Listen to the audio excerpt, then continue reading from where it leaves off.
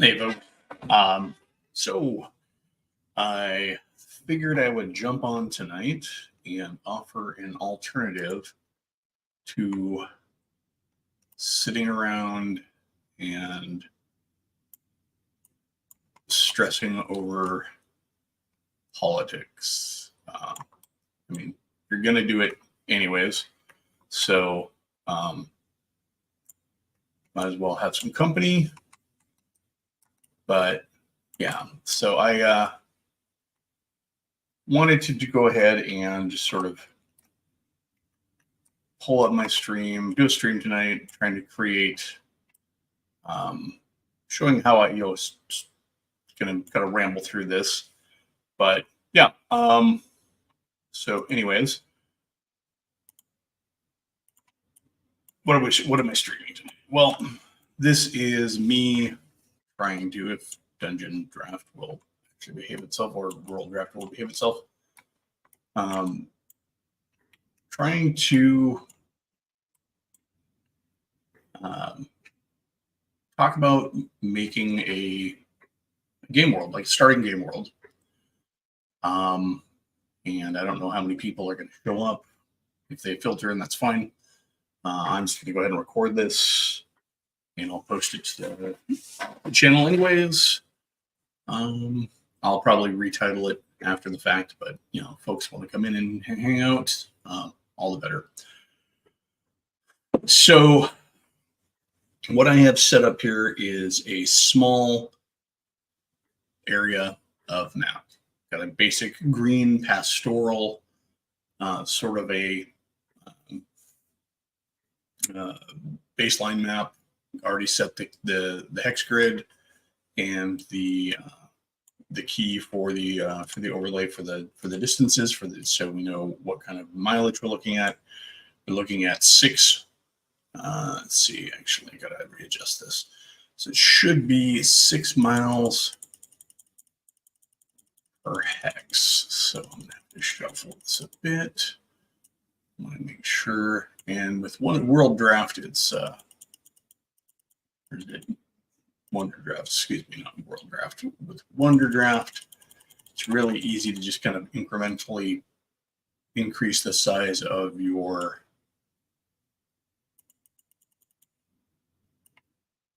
map ruler until it fits neatly within the bounds of your hexes, just measuring hex to hex. And then you can kind of just move it around until we can have a reasonable approximation of 6 miles per hex, which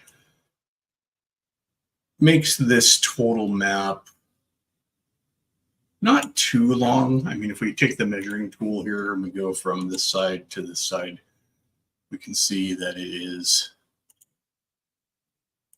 using map intervals.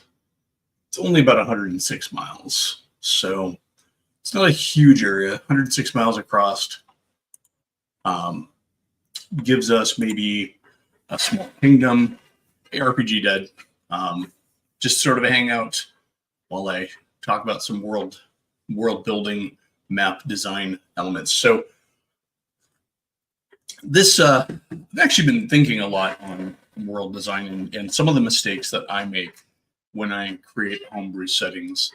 And one of the most frequent things that I do that really screws up my settings from the very baseline is I often build them with too uniform of a world. No, Sean, I wasn't done. I'm not done streaming. I'm just done adhering to a regular every Sunday must stream sort of a thing. I was having a hard time coming up with thoughts and ideas to stream on a schedule, but I'm going to be jumping in and doing stuff as it occurs to me. Hey, girl. So when I'm creating game worlds, I try to create worlds that play with a high degree of verisimilitude. Some people call those realistic worlds or believable worlds. And while that is a strong thing to do, and it certainly helps in the running of worlds. It can also hinder them in certain ways. I think it's important when you're creating a world like that to remember that it is a game world. And while a very realistic, believable world does not, it makes perfect sense from a logical point of view and in the sense of what real world structures are like, they often don't lend too well to, at least in the case of like D&D, conventional adventuring tropes and needs. One of the things that is really easy to build into your worlds that can hinder the adventurability of them, if you will, is to give them too much stability. And stability can look like too strong of a sense of a monoculture in an area, maybe too much organization. A lot of times that just really comes down to what period of time you're modeling your medieval world off of. The later you go into medieval worlds, and of course, there's a historical argument against everything I'm saying today, so certainly grain of salt. But you don't want a world that is too stable, because there's then very little to motivate your players to do stuff. Now, one way that's frequently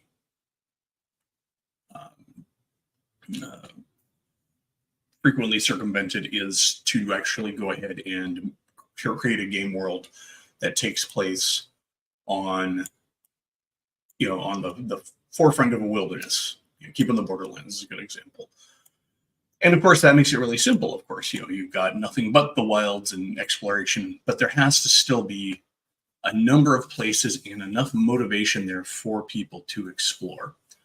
I believe, while it's a strong adventure for what it does, one of the things that Keeping the Borderlands lacks, for example, is really any major motivation for why you're there doing things. It leaves that up to the GM to fill in, and that's fine. And perfectly commendable, actually, because it's actually one of the things that makes that module replayable and fun is you could always tweak things to fit what you want. But if you're creating a homebrew setting or a homebrew map from scratch, you definitely want to consider the landscape and the number of places that players can go, and the number of factors, the number of factions, the number of active participants in the environment that they're in. In my current game, Farfields, the current campaign I'm running for 5th edition, there isn't a lot of baseline conflict in the people that live there. Most of the conflict that has occurred in the campaign has been the dredging up of ancient secrets, things like that. And while that is perfectly serviceable, it can be difficult to maintain that as your go-to for a whole campaign. You can't always have the next ancient evil arise, or you end up with the problems that Supernatural, the TV series, had. We've defeated the big evil guy, the ultimate darkness. Oh, look, there's another ultimate darkness behind that one. And then look, there's another ultimate darkness behind that one. So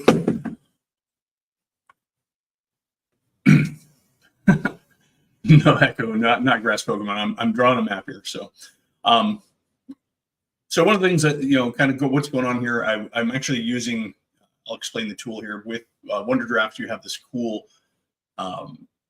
drop land tool, the lower landmass tool, which allows you to sort of paint in a natural coastline and have it just default to the ocean parameters you have. And so I think a piece of coastline is always handy to have in a starting adventure area, because it allows a way to leave the region by boat, have things come in by boat. But going into addressing what sort of things can help make your warrior area more playable, you need to think about factions. And I find that one of the things that makes a region more factionally interesting is to uh, have a baseline, sort of a middle medieval sort of sense to it, where you have a number of baronies or lesser kings and stuff. Those are too big. I do not like those. Let me change the size of my mounting here. No, to change the size of the mountain, sir.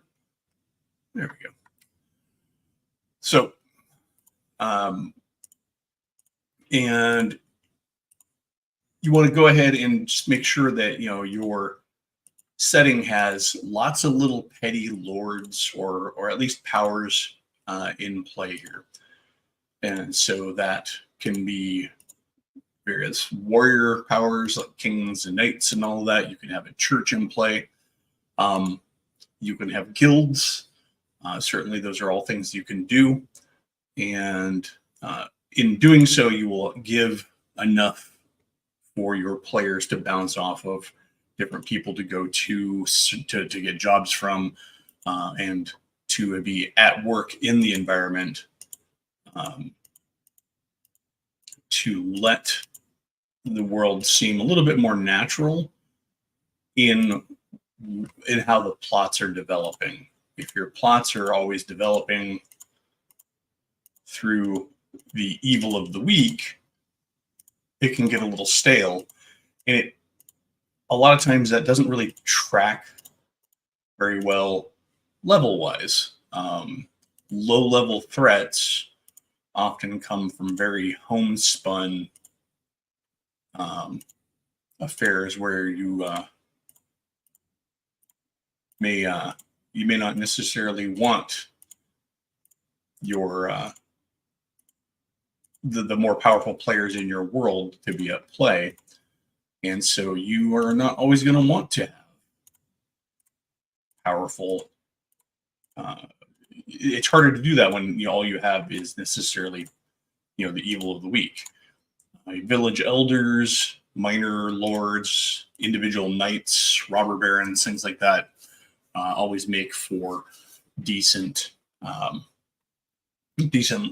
threat types when you're not wanting to necessarily have everything be a demon lord who's escaped from an eternal prison or something like that. So yeah, definitely want to make sure that when you're creating a game world, you are not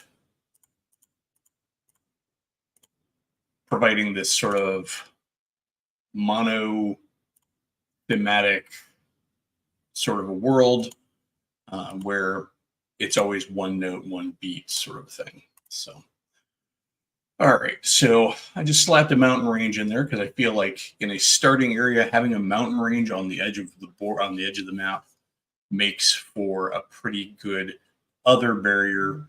It hems in between the mountain range and the ocean. We were kind of hemmed in our initial starting adventure area between these two, not impossible, but certainly more challenging geographic obstacles, that are going to sort of present some problems for your players. And of course, so now that we have our mountains set up, we now need to think about water. And of course, this is going to lead into where your people live. So it's always fun to think about when you're laying these down, what does that mean? Now I'm going to put a large lake up here nestled between these mountains. And then we have a river tool here. I like to up the size of the rivers a bit so they track a little bit better. I need to change the meander distance because it's always insane. And that, hello, can I go rough? This doesn't want to, okay, so. And so by setting up things like rivers that come down from the mountains, we can make it wind and twist a bit so we can get some more interesting territory, and then we can have that dump into the sea. And I don't like that. That ended up being a little too big. So we'll go make it a little smaller.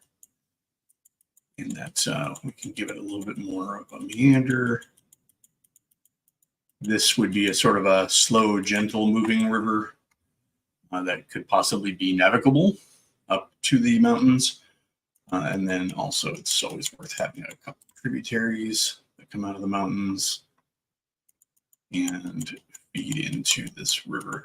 Now these natural rivers here also provide natural borders within the setting we're creating here. So we could already see that there might potentially be at least 4 different specific factions or areas we could put into this map, because we could have some sort of small, barony up here, another one down here. We could have maybe 2 or 3 along the river. Remember, 4 hexes on this map is about 24 miles, so they're not huge. So we're not going to have a ton of time, but with 24 miles being a day's travel, that means that 4 hexes is roughly about as far as you're going to go in a day, giving us about 3-4 days from one side of the map to from the coast to the mountains. Not a huge area, and as I'm looking at that looks like it might be a little small. So we can go back to the overlay here, and I can actually change easily enough the hex grid to where it is smaller, where we can keep the same travel time per hex, but or travel distance per hex, but then we can go ahead and just make those distances count for a little bit more. Of course, I have to go into my distance ruler, and I have to change the segments again. Drop down to 150. It's not quite there, but closer. And of course, we're trying to match it to 1 hex. And it looks like it's going to be about maybe, oops, that was up about 130. 130 looks about right. It just makes the measurement fit really grossly. So let's see. Yeah, because we want 1 hex to be 6 miles. That just means that it's kind of gross. Anyways, not quite there yet, so maybe we can get it to look a little bit better. So once you get your your major land masses and your rivers set, there we go. You're going to want to look at doing stuff like forests. And I would do the forests before you start setting in your kingdoms, because then you're going to know what resources are in the area and where you might end up with some where you might end up with your population centers. Do not like the color of the water here. Can go ahead and change that later. So symbols. I always like to default to this tree here. Make it a little smaller. Placement rate will up that, and placement density will up that. And then we can just sort of paint in along the river where the trees come in. And put a little happy little tree down here. But so once you have your forests and all of that in mind, you know where your timber is. This is also where you're going to start placing things like your monsters and maybe your demi-humans if you're having some locally, typical D&D logic tells us that any particular large area of forest is likely going to be populated by elves and monsters of varying sorts. Doc Flamingo, this is Worlddraft. This is a buy it once, no subscription, downloadable assets sort of a program, which I used almost exclusively for world mapping. It does not have it doesn't have all the bells and whistles that some other programs have. For example, you can't do numbered hexes, which if you prefer to do really old school style mapping might be a problem. Also very difficult for doing maps for hex crawls that way. But I really like the program because especially with some of the coloration tools, you can get some really nice effects. For example, there is no specific icon in this tool set that says ice, but through a combination of blues and whites painted over one another, then you can easily do ice in an area. And so I'm going to have the forests sort of collect here within the cup of the mountains here and within a certain range of the rivers, giving us sort of this foresty section to the northwest of our map. And we'll have the forest sort of wrap around. We can assume, based on the forests building here, that the prevailing weather systems are coming off of the ocean and therefore depositing their water on this side of the mountains. The other side of the mountains, unless there's another body of water or some sort of route to a waste area where you're going to get other weather systems, is probably going to be relatively dry in comparison. So there might be a step over there or something to that effect. And of course, we can kind of dot in a few more here and there. And then also, I like to just, any of these open areas, I like to just sort of dot in some forests just to make them interesting. And those are going to represent, in this sense of 1 hex is 6 miles, these are going to be where like your little local woods and your copses and stuff are. You often probably place your villages in conjunction to those. I am going to make a decision here to modify something.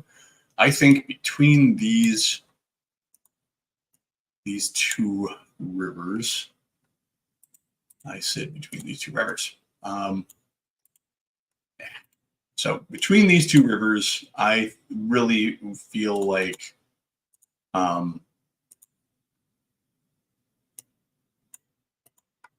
I would like to see maybe a swamp. So, oops, I erased a mountain. My erase tool was too big. Undo. That's the other thing I like about this. You have good undo. Keep catching that mountain. All right, so I'm going to go ahead and be a little bit more conservative. So we have trees. So we got our rivers. We got our mountains there. We do have a symbol in here that makes for a good swamp. You can either use the marshy grass or the tall grass. I tend to use the marshy grass. Although it looks like it may need to be increased in size a bit to be visible on this map. But yeah, just lay it in there. So we have some symbol that there's something there, sort of marsh, and then because the land color tools are so great on here, I can go and customize a color. We can make sort of a greeny color, and we'll dust that into here to show that this is something different. And then also when it comes to swamps, I like to pop in a little bit of brown with that green so they're just not so monochrome. Also behind forests, I do like to go in with a dark sort of green just to sort of outline their region. It also adds an element of shadow. That we don't have these bright green marks between our forests.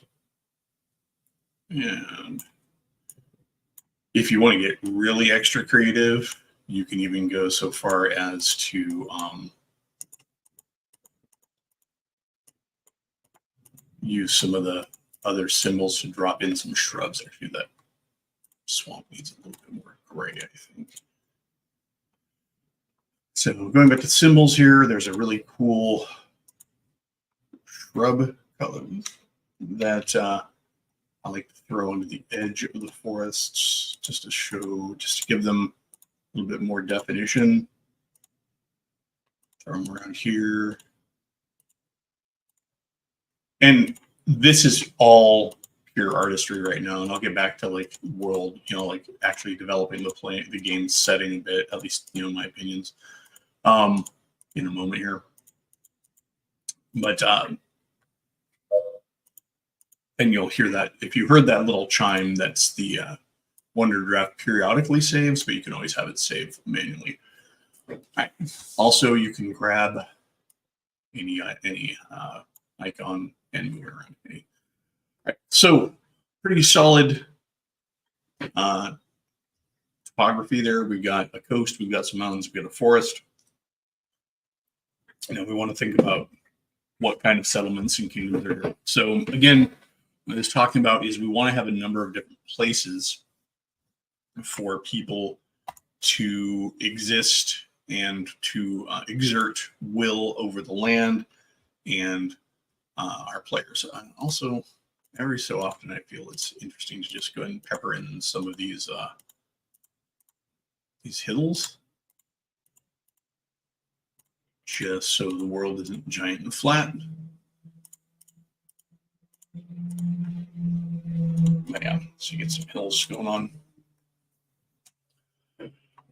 You can also add extra texture to your countryside there's a trick I learned for the open fields.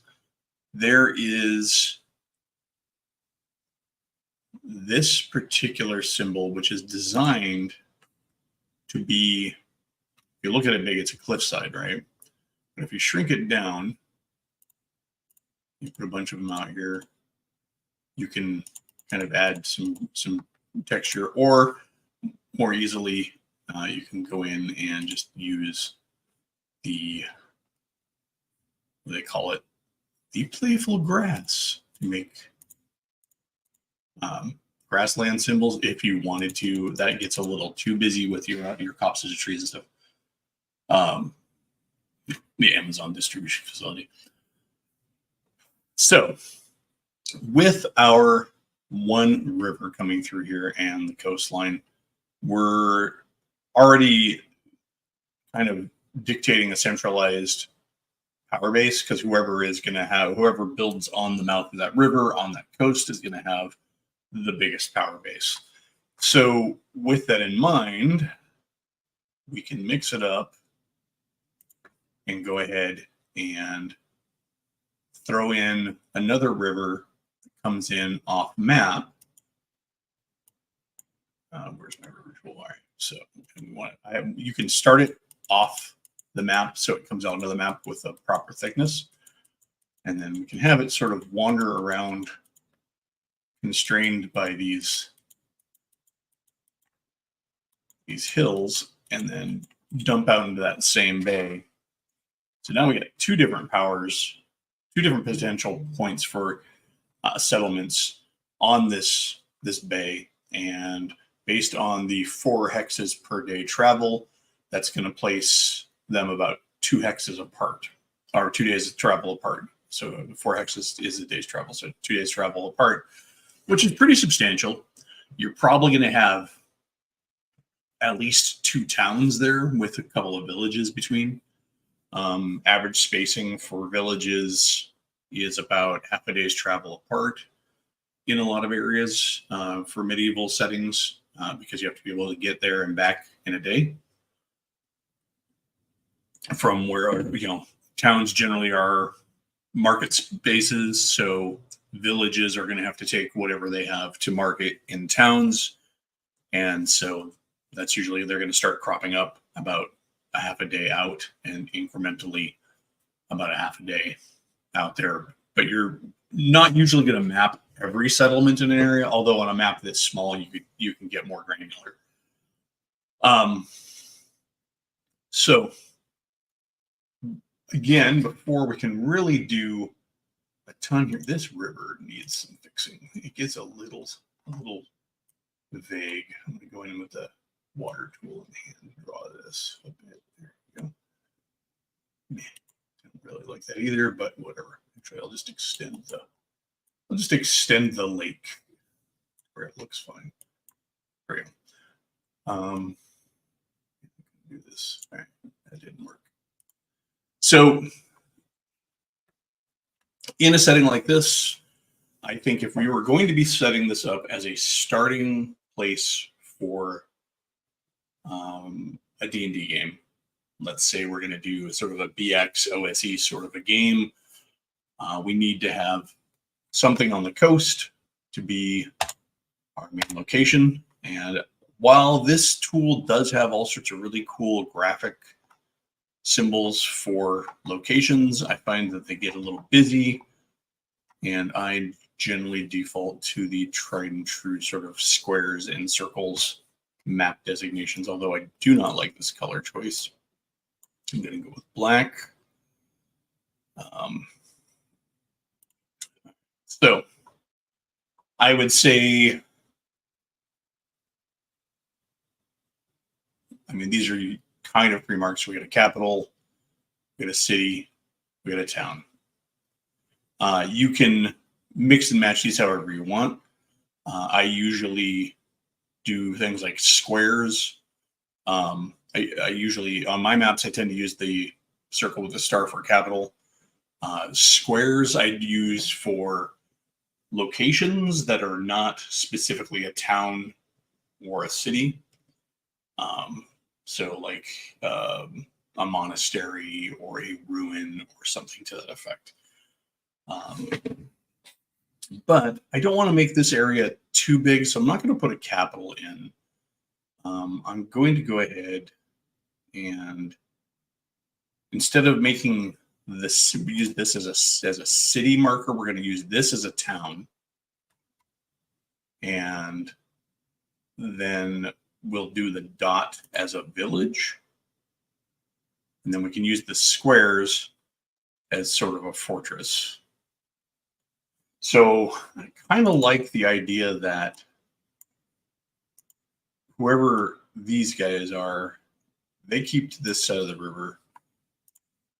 And then these guys are on this side of the river. That way there's two rivers between the two of them, or maybe there's even a third faction that's in the middle here, a third town.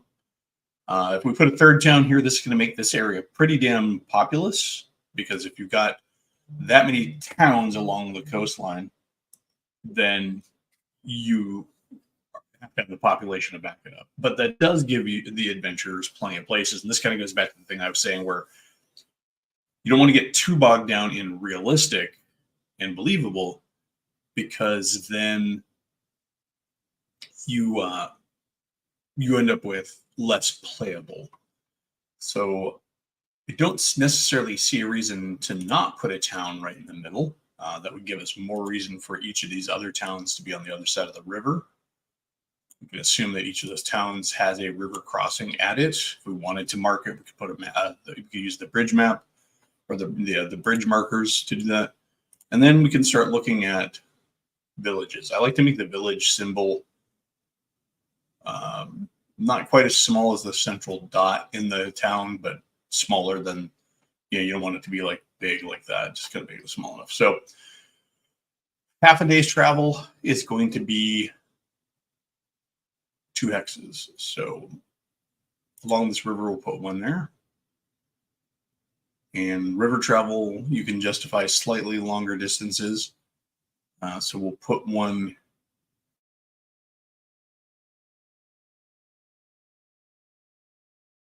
accessible to this central area.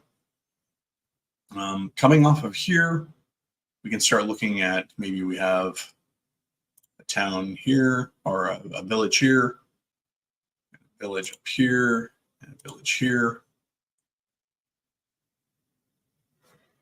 And so this is giving us right now, that's a good central basis for our local population. That said, it doesn't really mean a lot right now. This is where you're going to have to then go in and think about other things like, okay, do I have, does this town have a fortress in it? Does this town have a fortress in it? And actually a good way to distinguish that might be to change the symbol out for, say, like this one, and use the square. We'll make it smaller so it's about comparable. And we can say that this is, say, a fortified town, or maybe that's our symbol for there being a castle or a fortress in the town. And then we can use these squares out and about to create other fortified towns, which might show the edges of these original places' power base. So, like, could be that in these hills we have a fortified town. So the power base for this town maybe extends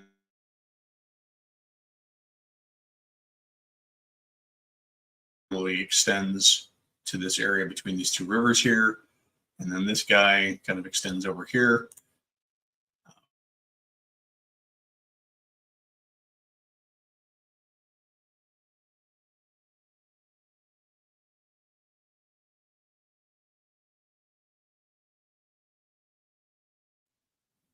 There we go. Looks like I hit some light or something. And so from here, you would really just start going ahead and peppering in locations. So, we got the squares. So maybe this particular open field here, we're going to go ahead and put in this square here. And we don't even have to really figure out what they all are right now, just that they exist, and this is a place. But we want to make sure that when we're doing so, that for every one of these little dots, we have some sort of larger dot that indicates some sort of player in the area. Not player character, but some sort of faction or body that the players themselves are going to have to deal with. So while we have a fortified town here and a couple of other towns, and then we have a fortified town up here. So those 4 pretty decent power bases. And it could even be that these 2 towns are subordinate to this town in the middle that has the castle. So depending on how you're setting up your politics for your area, this could be the seat of your lord. In each of these 2 towns has a mayor in it, or some sort of seneschal, or a knight, or a baron, or something that is in charge of it, which then could mean that this particular town up here is in charge. Is you could put another town up here and just have them anchored to these fortresses. But like this square here in the middle, this could be a fortress that is not so much a town so much, but maybe that is a single castle with a small village built up around it, where maybe a knight lord lives, or something to that effect.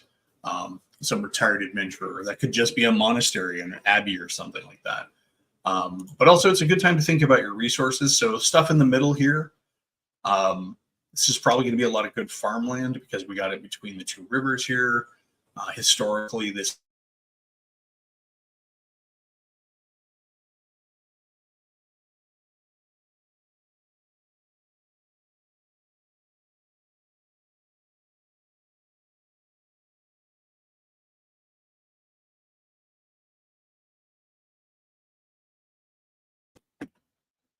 sorry, guys, I appear to be having some really craptastic connection problems tonight. So I am going to venture it's probably because I am trying to live stream actually doing something. But so, yeah, the area between these 2 rivers is probably pretty fertile. You figure each of these rivers is likely fed with a number of tributaries. It's even possible, especially on a map this small, with this localized, to map out some of those tributaries. And they don't have to come from a lake or anything, but you can assume that where they show up, they're coming in from different spots where other smaller streams and the like form together to eventually connect into this greater river. You know, that way we end up with a slightly more realistic looking river system too. And in terms of adventuring, that means that your players can go overland, or they can try to go upriver and cut back down the river, or down. And of course, you want to make sure that not everything is coming from just one side. Although this, if this is how the land flows, the water flows, this area in between is going to be very fertile, because we can see that it has substantially more moisture, water, or whatever in it. And that said, we can also then probably have a good case for moving, say, whatever this is, up to one of these river locations. So other places to place populations, you want to consider your resources. So at the top of this river, by this forest, we probably have a village of woodsmen. That would be sensible, because you're right there on the river. You can float your logs. It's super easy. So again, the landscape is going to start mapping out our populations. And other than that, I mean, you can just start really just dotting in towns and villages where you want them,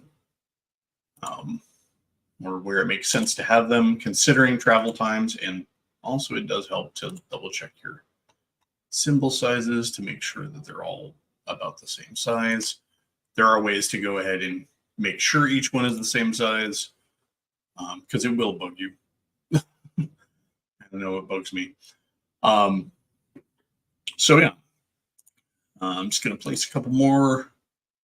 I feel like that there is maybe a monastery or something over on the edge of the territory. Always good to have something on the edge of the territory. I'll go ahead and put a fortress. That is a place where somebody with a job lives. And that's a place to go to eventually move into the next area, if you really want to push it that way. And then, you know, maybe we have, I think we'll leave it at that for the population centers for the moment. So, although it looks like I have some errant land in the middle of my water, I do not want those there. Where's the water brush? Yeah, I don't like the fact that the water is like just gray. There we go. Now the water stands out a little bit better on the map. Cool. All right. And so as far as land masses, yeah, those are just those are artifacts from when I originally drew the land. I don't want it. The overlay needs to be moved.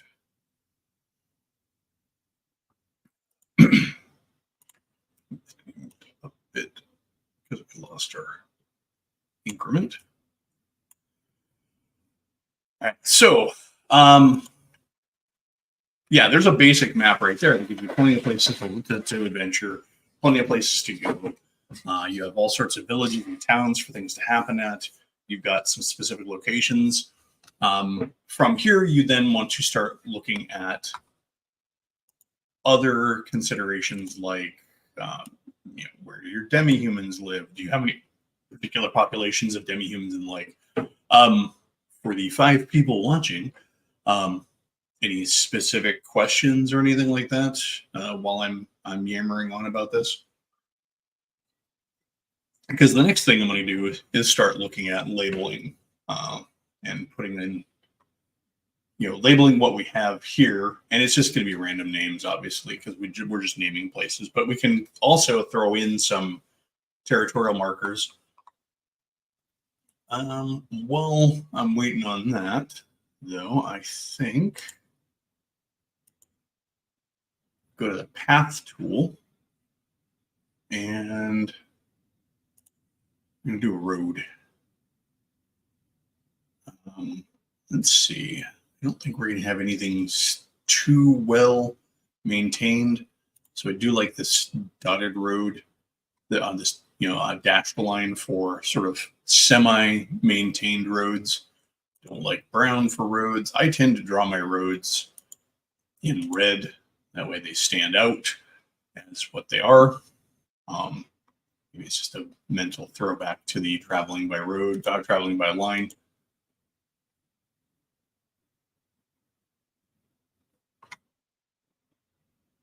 Are the towns too distant for round trip travel? Most of these are not. You're always, I mean, if you're going to be, you're always going to have those townships that sort of push the limit. But yeah, for the most part, most of the towns on this map are within a day's travel. 4 hexes on this map is a day's travel in good weather across open terrain. That said, that's always going to vary depending on the weather, travel times, things like that. But like this place here is on a river. So their foot travel distance may not be that great, although they're still within a day's travel, like just over half a day's travel to this other village up here. So it's not too bad. The path tool is pretty cool because we can actually do this. We can draw coastal road that goes to this place. And then we'll continue over yonder. Oops, hey, stop. That. Yeah, do not. No. Oh, the roughness is set too high. I hate the roughness. So let me undo all of these. So from here, you can kind of draw in a kind of semi-coastal road that goes to that central town, connects these 3 major towns. From here, we probably have a road that comes down here and then over here.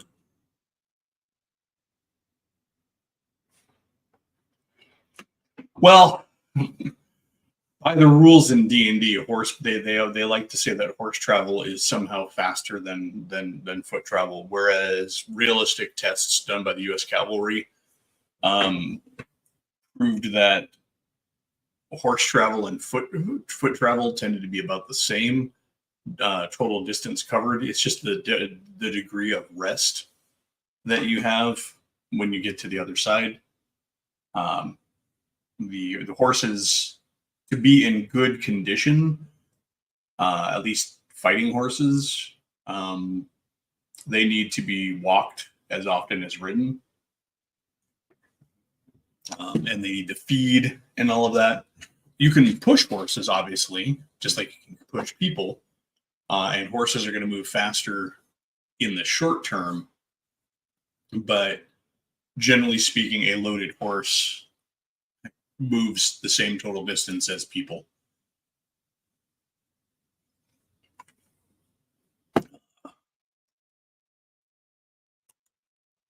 The big travel difference is water. Water is usually a better traveling experience just in general, because if you're going downstream, obviously you're going as fast as the downstream current. And if you're going upstream, depending on the type of river, like these slow meandering rivers like are on this map, you can probably sail.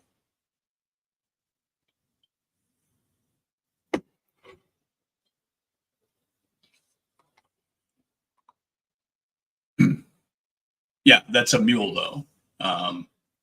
Mules are renowned for being more endurant. And so you can go farther on a mule in a day because it is tougher and more endurance than a horse.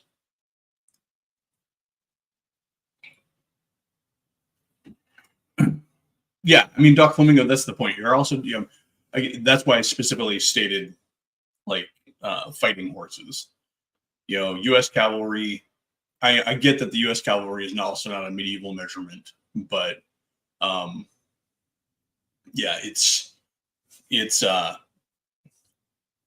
I believe in game terms, it's a pretty negligible difference. And I'm sure there's a lot of variation in it. I'm not an expert. I just know some of the stuff that I've read kind of contradicts some of the prevailing game wisdom.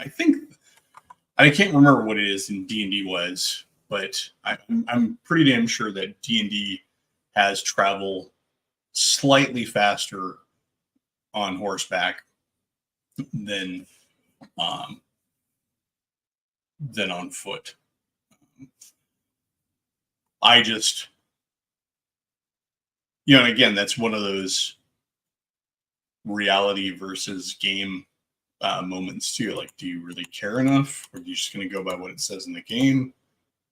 So everybody has the same expectations, or do you actually pull the reality card and start digging into that little minutia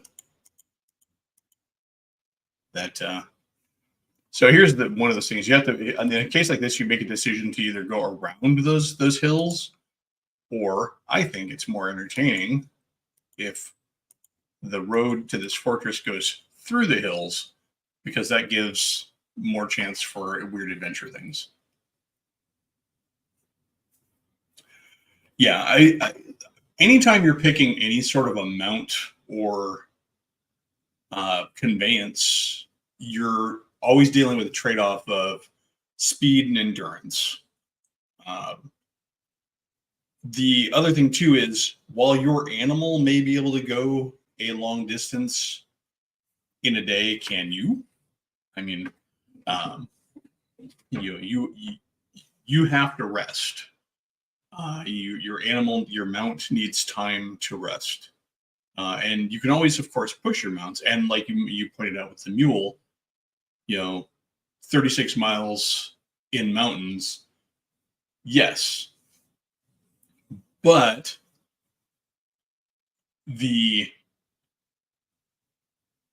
I would be interested to see what you would cover on that, trying to do that same route with a horse, for example.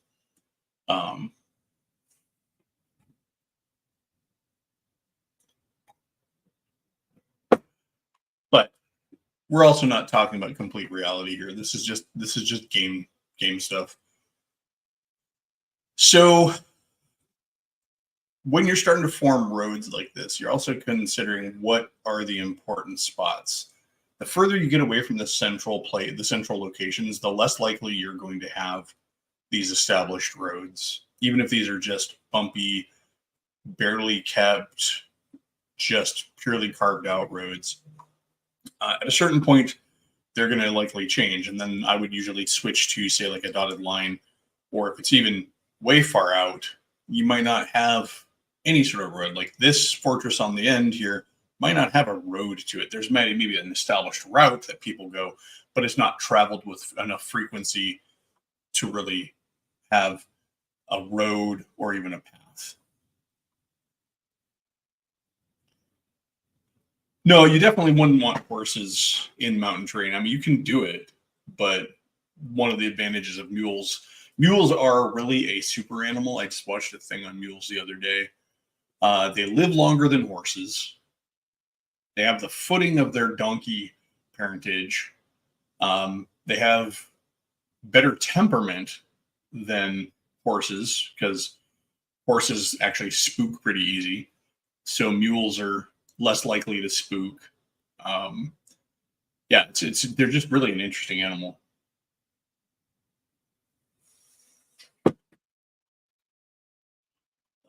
So, like, for example, if this is an important place that connects with the area around it, it's likely going to have a road. So if we were to say this is an abbey, or a monastery, I would say we could justify continuing the road from this village up to this abbey. In fact, we could even justify there being a village in its own right that is connected to this abbey. So maybe along the road, somewhere along here, is another township. And of course, that's probably land owned by this monastery, but it's on the river. So actually, more likely that this township would also be on the river.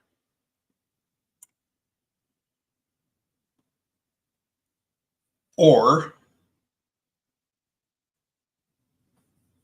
there's always some decision making to be made with your symbols. Do you want to have the two symbols sitting right by one another, because you're also then going to have to label them, or do you then want to just go ahead and change this symbol from just the single fortress to, well, actually you could treat it just like the other, like the this fortress up here. While in the details of your map, this is going to be a fortress with probably a small village around it, or at least a hamlet. This is going to be an abbey with a village around it, or a small hamlet. So really don't need to separate them on the map. I mean, I would say unless they're a couple of days away from one another, or a couple of hexes away from one another, it's probably not worth putting in, unless it is very specifically important that they are separated. So labels, let's take a look at labels. Now we have towns, and let's see. So before I go in and start just tinkering around with the map anymore, I'm hoping this map here shows like a good basic framework for setting up for adventures. So we have forest lands, we have a swamp, we have a lake that is nestled up in the mountains. We could put other lakes lower down if we wanted to add some more lakiness. But we also have those mountains and everything that could be in them. You could have a population of dwarves up there. You could have dragons or a dragon or whatever come out of those mountains. You have forest. So, obviously, if you want to have elves in the area, you've got a place to put them. Your coastal region here, you can decide how hostile and wild that is. Is it a coast that is battered by pirates, or is it a coast that is easily controlled and well maintained by some sort of local power base that this area is a part of? Is this area a part of a greater political power? Is this all a single kingdom, or is this all a bunch of smaller kingdoms? I feel that if you're going to do a more adventurous setting, then setting up borders that show that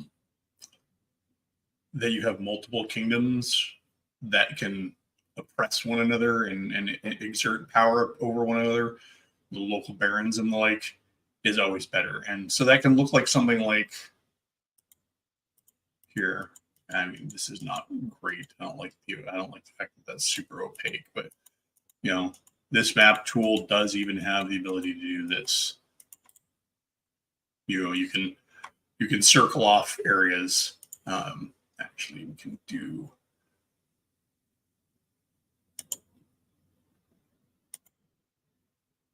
this. You can see you can actually just sort of highlight an area, and then when you mark it, you've got a region. Even if you're not going to do your map like that permanently, you might want to think about it in these terms. So we have this this monastery or abbey. Maybe it controls an area around it by edict or just by its ability to for power. This township here with this fortress, it controls this area. So it's got 2 villages and its own village or whatever is in that fortress within that realm. This guy up here, maybe he just controls his little doohickey, his little blurb. And then these 2 over here, this is not a very powerful group right now, but they're another one. Maybe over here, this one has a little bit more power. And then are these all independents out here? What's with all the land in between? But you can start to see how these radiuses of power can be effective in your setting. Right. Anyways, some food for thought. It looks like folks are trickling out. So I have been doing this for about an hour. Final thoughts on this real quick. I think it's important when you are designing a game setting, again, to make sure that it is gameable. All the reality and believability in the world is going to count for nothing if you can't play in it. If there's nothing to do, or there's not enough going on in your setting to justify actions and activity, the game will be, nothing is unplayable. You can always make stuff happen. It just becomes harder to do. Now, there are some people have argued, and there are certainly arguments the other way, that a well-structured, believable setting that makes sense in a real-world sense kind of hard codes itself for the things that are going to go on in that setting. That is also true. But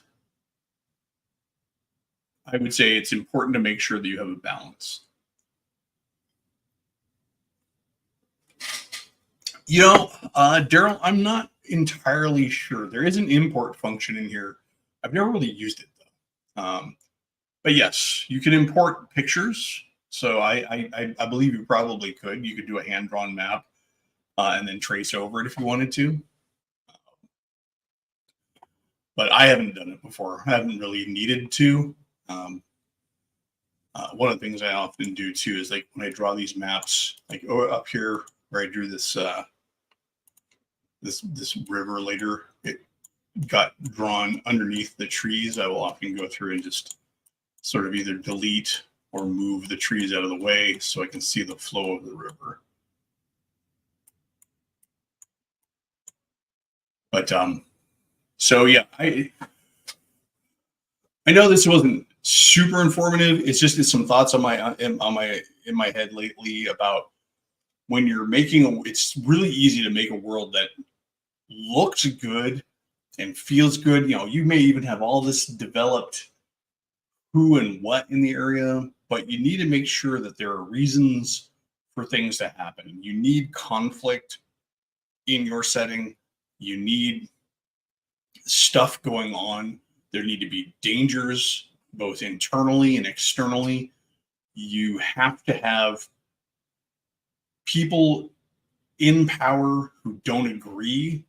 And even if they're in the same base society, make sure that there is some disparity between one group and another.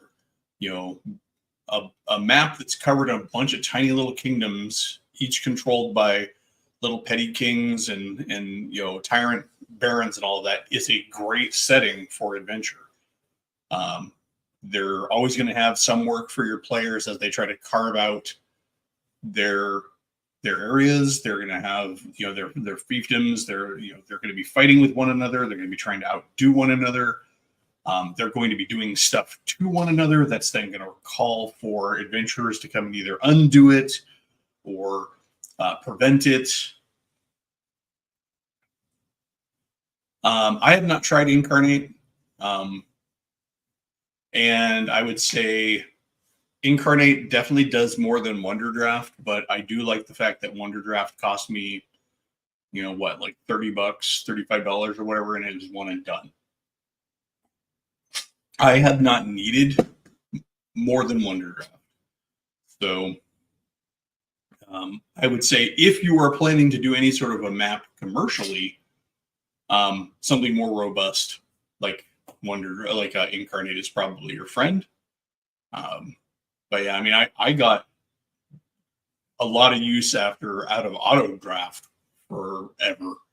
And that was a really funky line art kind of a map program. But all right, well, looking at the time, I do need to get going. Hope there was some tidbit of useful information in this for you. If nothing more, you got a glimpse at Worlddraft. If you have any questions that you either thought of after watching this, or you're coming into this watching this later and you have specific questions about world building, creating gameable worlds, gameable settings, by all means, put them in the comments for the video once it's posted up on the channel. I will answer them. I go through and I look at all the comments. You can also come over to the Discord, where I have a world building section over there, where you can certainly throw in questions about world building or your ideas about world building, or even just things that you're building that you want to have feedback on. Everybody, thanks for showing up. And I know it was kind of an impromptu stream. It was, if nothing else, a diversion from some of the to get my brain off of thinking about the election night blues. So have a good one, folks. And there'll probably be more bits and pieces like this on my channel from now on, rather than the regular streaming content. I was originally going to do this as a pre-recorded thing that I was just going to post, but then I thought, hey, it's election night.